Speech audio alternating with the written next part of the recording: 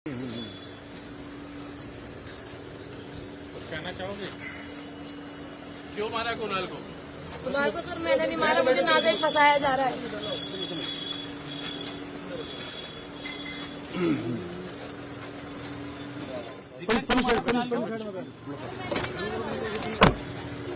अभी आपने जिसे सुना वो है जिक्रा उर्फ जिक्रा लेडी डॉन। अब इसे लेडी डॉन क्यों कहा जा रहा है और ये क्यों कह रही है कि मैं निर्दोष हूं? सीलमपुर का मामला सबको पता होगा। 17 साल के एक लड़के की हत्या कर दी जाती है। उसमें इसके ही कजिन भाइयों का नाम होता है, लेकिन इसका नाम अचानक से उछलता है कि जिक्रा डॉन के कहने पे ही ये सब कुछ हुआ। और ये मार्केट में नई लेडी डॉन है जो खुद का वर्चस्व बनाना चाहती है। इसको लेकर तमाम तरह के बातें सोशल मीडिया से लेके पुलिस महकमे से लेकर उस एरिया में हर कोई बात कर रहा है कि जिक्रा डॉन आने वाले टाइम में पूरे दिल्ली में एक नया फेस बनेगा महिला के बीच में कि जो बहुत ज़्यादा वर्चस्व रखते हैं। चिराग जी, जोया जी जब से जेल गई, मैं तो उन्हें जी लगा रहा हूँ क्योंकि उनको वहाँ के लोग जी करके बोलते थे।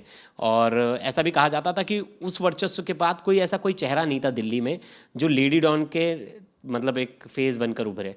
क्या हमने देखा जिक्रा को कि उसने एक वीडियो हम सब देख रहे हैं जिसमें उसको कोर्ट में पेश कर रहे हैं और वो फ्लॉन्ट कर रही है हथियारों से। इस तरह की एक वीडियो है। एक हमने वीडियो देखी कि वो हथियार जो है लहरा रही है, यानी वो सोशल मीडिया पर एक्टिव है। सीलमपुर में अपना गैंग बनाना चाहती थी। जोया जो कि हाशिम बाबा की पत्नी है उससे संपर्क में थी। क्या हाशिम बाबा की बी टीम ये खड़ी हो रही है सीलमपुर में, जिसको पुलिस ने समय रहते, और मैं मेंशन करना चाहूँगा एसीपी विवेक त्यागी की टीम ने समय रहते आरोपियों को गिरफ्तार किया। 9 आरोपी इसमें गिरफ्तार हो चुके हैं। हम सब बात कर रहे हैं दिल्ली के सीलमपुर में जो कांड हुआ। हम सबको पता है कुणाल की हत्या हुई।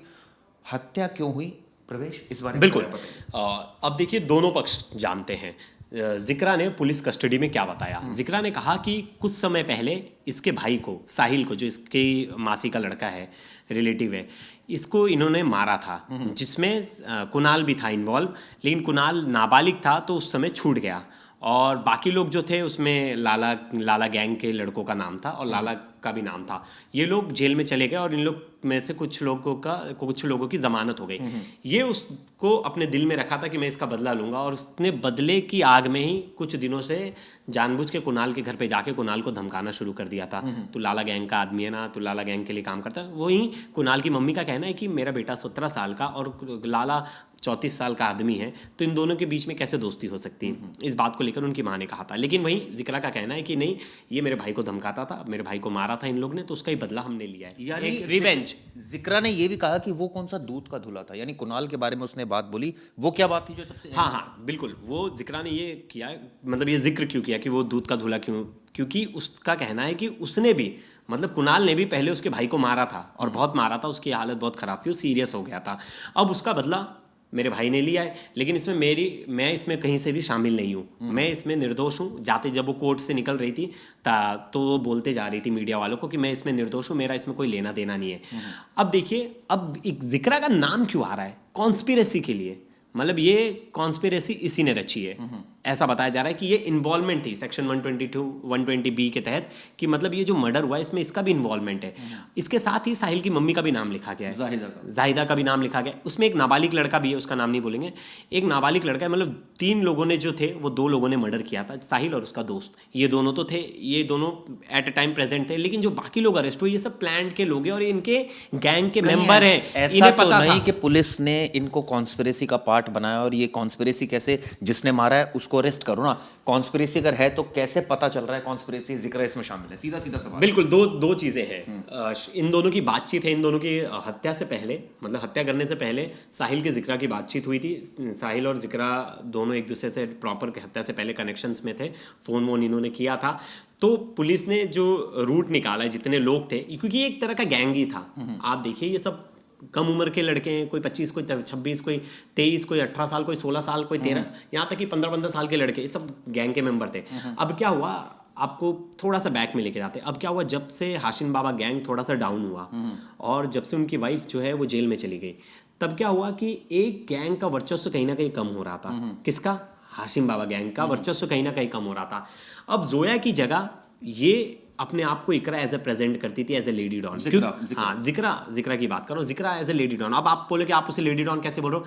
आर्म्स एक्ट में वो एक बार उसके ऊपर केस भी हो चुका है, तो मुकदमा है, तो उसको अरे तो लेडी डॉन क्यों आप नहीं लेडी डॉन क्यों कह रहे चिराग जी? अब ये बताएंगे। आप तारीख पे जा रहे हो और आप अपने गुर्गों से वीडियो बनवा रहे हो। वो जो आजकल फैशन नहीं हो गया, दिल्ली में कोई भी जेल चला जाए तो सीढ़ी से हाथ दिखाएगा, लोग उसके पीछे से वीडियो बनाएंगे और सोशल मीडिया में गाना लगा के डालेंगे।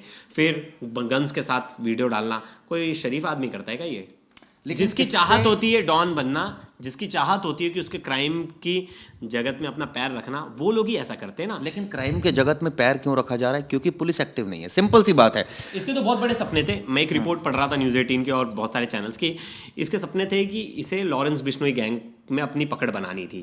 हाँ, क्योंकि आपको मालूम ही होगा कि हाशिम बाबा गैंग के लॉरेंस बिश्नोई से बड़े अच्छे कनेक्शन हैं और वो नज़र में आना चाहती थी। आप जब तक क्राइम नहीं करोगे तो नज़र में नहीं आओगे। क्रिमिनल्स का ऐसा मानना होता है कि जब तक आप बड़ा क्राइम नहीं करोगे तब तक आप तो ये अपने पति से अलग रह रही है, बच्चा है। हाँ, 2 साल का बच्चा है, पति से अलग रह रही है और ज़्यादा उम्र इसकी भी नहीं है, ये भी अंडर 20 है। तो ये देखा जाए तो बहुत जल्दी बहुत बड़ा क्रिमिनल बनने की होड़ लगी हुई है। और दिल्ली में ऐसे कई इलाकों में छोटे छोटे लोग हैं, मतलब बहुत छोटे छोटे ग्रुप्स हैं। पुलिस के लिए चैलेंजिंग पार्ट क्या है कि छोटे छोटे ग्रुप्स को ना पता नहीं चल पाएगा ना कि ये छोटा ग्रुप है, इन्होंने तो कभी कोई बड़ा क्राइम किया नहीं, अचानक से बड़ा क्राइम कर दिया। जैसे साहिल वगैरह ने कोई बड़ा मर्डर वगैरह पहले तो किया नहीं है कोई, ये पहला मर्डर है उनका। लेकिन ये पहला ही मर्डर उन्होंने इतना बड़ा कर दिया कि पूरे देश में इनके चर्चे हो गए। अब इतने बड़े बड़े लोगों का नाम जुड़ गया, उसको लेके वहाँ माहौल ख़राब हो गया। पता चला वहाँ वाद विवाद हो गया, फिर एक पक्ष दूसरे पक्ष के विरुद्ध खड़ा हो गया, जातिवाद, धर्मवाद, क्या क्या चीज़ें आ गई उसमें। लेकिन बाद में पता चला मर्डर के आरोपी देख लो, नाम बता दूंगा मर्डर के आरोपी में तो आपको दोनों कम्युनिटी के लोग मिल जाएंगे। मैं आपको नाम बता देता हूँ जो वहाँ के लोग लड़ रहे हैं उनके लिए। साहिल है, 18 साल उम्र है। जाहिदा है जो उसकी मम्मी है, 42। नफीस 32 साल का है। सोहेब 35 साल। अनीस 19 साल और विकास 29 साल। तो विकास, ये ध्यान से सुनिएगा, विकास कहने का मतलब ये है, ये गैंग चला रहे हैं तो इसमें ये नहीं देख रहे धर्म वर्म, ये एक साथ काम कर रहे हैं। आप और हम लड़ रहे हैं, जो बाहर वहाँ लोकल लोग रह रहे हैं वो लड़ रहे हैं। ये जो गैंगस्टर है, क्रिमिनल्स है, इनके दिमाग में ये नहीं होता धर्म देख के। इनके गैंग में हर कोई होता है। तो आप अगर ये सोच के उनके लिए लड़ रहे हो तो बड़ी मतलब चिंता वाली बात है। विकास कहाँ से आ गया फिर? कहने का मतलब ये है कि अब पुलिस की ये जिम्मेदारी है कि ऐसे गैंग को पनपने ना दें, इनके ऊपर नकेल कस के रखे। अगर ये कोई क्राइम करते हैं, क्राइम पहले कर ही ना पाएं, पुलिस की इतनी मुस्तैदी हो, और अगर करते हैं तो पुलिस वर्कआउट करे। हालांकि इस केस को वर्कआउट पुलिस ने किया, लेकिन अब एक नाम जो टाइम से वर्कआउट तो कर लिया, लेकिन क्या है, मैंने आपको चिराग जी क्या बताया, छोटे छोटे इतने ग्रुप्स बन गए हैं ना कि पुलिस को भी पता नहीं ये ग्रुप ऐसी छोटी मोटी चीज़ें कर रहा है। अब उन पता चला उसमें नाबालिग बच्चे भी हैं, सब है। अब देखिए ना, साहिल का दोस्त है नाबालिग, अब उसको थोड़ी ना शक के दायरे में उठा के जेल में बंद कर देते। अब उन्हें पता ही नहीं ना ये क्राइम कर देगा। ये भी बड़ा टेंशन वाली माहौल है। तो इसमें क्या है, इसमें फैमिली के साथ, मतलब आपको एरिया में जा जाके, जो बोलते हैं ना, एक पहले क्या होता था कि जिस एरिया में, जैसे मैं मुंबई डोंगरी की बात कर रहा हूँ, वहाँ क्रिमिनल्स बच्चे क्रिमिनल्स की मतलब ज़्यादा क्रिमिनल एक्टिविटी की ओर बढ़ रहे थे, तो पुलिस जाती थी वहाँ, बैठक लेती थी, परिवारों से बात करती थी, घर में पेरेंट्स की काउंसलिंग करती थी, NGOs को एक्टिव करती थी, बच्चों को पढ़ाई की ओर ले जाती थी। अगर मतलब सोशल पुलिसिंग करने की जरूरत है। और देखिए ये इलाका भी देखिए ना, इलाका कंजेस्टेड इलाका है, बहुत ज़्यादा पॉपुलेशन रहती है, डेंसली पॉपुलेटेड है। यहाँ तीनों क्लास के लोग रह रहे हैं, लोअर मिडिल क्लास और लोअर क्लास। तो फिर इसमें भी आपको अगर देखेंगे लोअर मिडिल और लोअर क्लास अगर ज़्यादा है वहाँ, तो वहाँ बच्चों के पास, उनके पास संसाधन नहीं है कुछ पैसे कमाने के, उनके पास माँ बाप के पास पैसे नहीं है उन्हें अच्छे स्कूल्स में भेजने के लिए। तो क्या होता है, वो ऐसे ग्रुप का इन्वॉल्वमेंट बन जाते हैं, क्योंकि माँ बाप बेचारे जा रहे हैं रोजी रोटी के लिए, 12-12 घंटे काम कर रहे हैं, बच्चे फ्री हैं, उस इन्वायरमेंट में का हिस्सा बन जाते हैं ना चाहते हुए भी। तो वहाँ पुलिस की काउंसलिंग सबसे इंपॉर्टेंट है। लोग पूछते हैं ना, आप ये तो बता दे रहे हो पुलिस काम नहीं करे, लेकिन क्या करना चाहिए? देखिए हम सबको पता है, वहाँ काउंसलिंग, NGO की एक्टिविटी और बच्चों को अलग चीज़ों में इन्वॉल्वमेंट। वहाँ किसी का ग्रुप बन भी रहा है, वो बिना मतलब का 10 लोग बैठे हैं, तो आपको जाके टोकना है, क्यों बैठे हो, चलो सब अपने घर पे, खेलना है तो खेलो। और ये हुड़दंगबाजी नहीं, रात को ट्रिपल सीट चला रहे हो तो स्ट्रिक्ट करो, रात में हर चौराहे पे लोग होने चाहिए। इनलीगल एक्टिविटी जैसे पान शॉप, ये सब जो अड्डा होता है रात को इकट्ठा होने का, चाय वाले का, पराठे वाले का, ये सब बंद होने चाहिए। रात को ऐसी जगहों पे इकट्ठा होने की कोई जगह नहीं होनी चाहिए जिससे ग्रुप्स एक्टिव ना हो।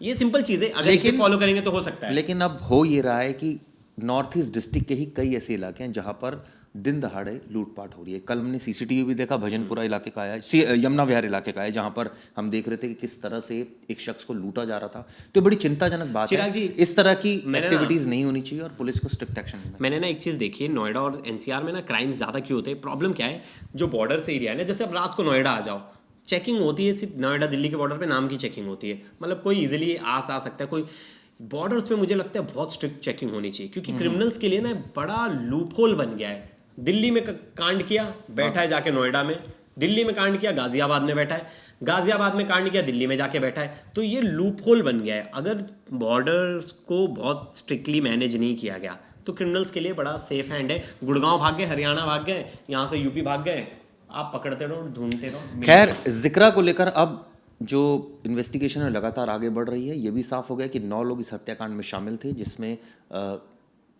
ज़्यादातर लोगों की गिरफ्तारियां हो गई। और ये एक पर्सनल एनिमिटी का केस था जो कि साफ हुआ है, यानी रंजिश का केस था, जिसमें साहिल की पिटाई हुई थी। इसका बदला लेने के लिए जिक्रा और दूसरे लड़कों ने ये कांड किया, वो कॉन्स्पिरेसी में भी शामिल थी। इस तरह की बात पुलिस बता रही है। खैर, इस खबर पर हमारी नज़र बनी रहेगी। आपको वीडियो कैसे लगी ज़रूर बताइएगा। शुक्रिया, धन्यवाद।